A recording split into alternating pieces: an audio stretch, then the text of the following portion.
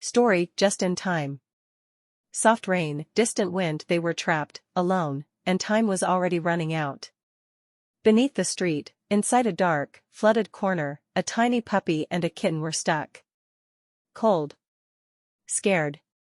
And unable to escape. The water kept rising. Their cries were weak, and no one seemed to notice. Then, someone paused. "Hey, did you hear that?" A light cut through the darkness. Help was called. And suddenly, hope had a sound. Careful hands reached in. First, the puppy, shaking, but alive. Then, the kitten, lifted free at last. They survived, warm, hopeful because someone stopped. Because someone cared. Kindness saves lives.